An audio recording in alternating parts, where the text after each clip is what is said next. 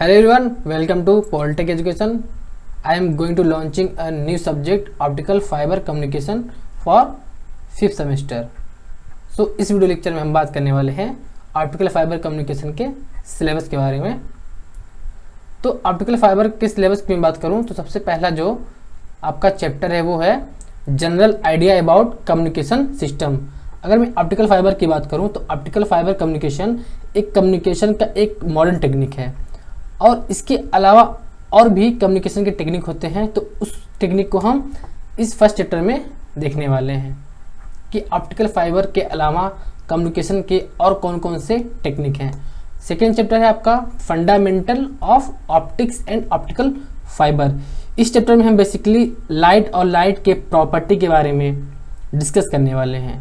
उसके बाद हम डिस्कस करेंगे कि ऑप्टिकल फाइबर लाइट के किस प्रिंसिपल पर वर्क करता है और उसके बाद हम डिस्कस करेंगे कि ऑप्टिकल फाइबर क्या होता है। उसके बाद आपका सेकेंड चैप्टर है या थर्ड चैप्टर है ऑप्टिकल सोर्स। इस चैप्टर में हम बात करेंगे कि ऑप्टिकल कम्युनिकेशन में कौन कौन से मेन ऑप्टिकल सोर्स यूज किए जाते हैं। जैसे कि अगर मैं ऑप्टिकल सोर्स की बात करूं तो एलईडी हो गया, आई एलईडी हो गया, उसको ऑप्टिकल फाइबर कम्युनिकेशन में ऑप्टिकल सोर्स की तरह यूज किया जाता है। आपका जो फोर्थ चैप्टर है या टॉपिक है वो है आपका ऑप्टिकल डिटेक्टर।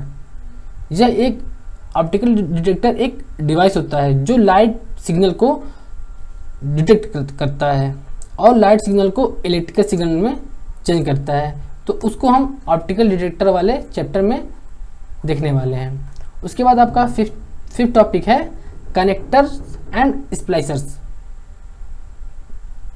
जैसे दो ऑप्टिकल फाइबर को ज्वाइन करने के लिए जो टेक्निक यूज की जाती है उसे हम स्प्लिसिंग कहते हैं। और जो आपका सिक्स्थ चैप्टर है वो है आपका ऑप्टिकल कम्युनिकेशन। ऑप्टिकल फाइबर में सिग्नल को ट्रांसमिट करने से पहले सिग्नल का मॉड्यूलेशन किया जाता है और रिसीवर एंड पर सिग्नल को डीमॉड्यूलेट किया जाता है। तो किसी सिग्नल का मॉड्यूलेशन एंड डीमॉड्यूलेशन कैसे किया जाता है उसको हम ऑप्टिकल कम्युनिकेशन में देखने वाले हैं। उसके बाद है आपका ऑप्टिकल एम्पलीफायर। जैसे कि आपको पता होगा कि एम्पलीफायर एक डिवाइस होता है जो लो सिग्नल को हाई सिग्नल में चेंज करता है। तो ऑप्टिकल फाइबर में जगह जगह पे आपके सिग्नल लो हो जाते हैं। तो ऑप्टिकल एम्पलीफायर क्या करता है, ऑप्टिकल एम्पलीफायर सिग्नल को डायरेक्ट एम्पलीफाई करता है, उसको इलेक्ट्रिकल सिग्नल में चेंज करने की कोई नीड नहीं होती है।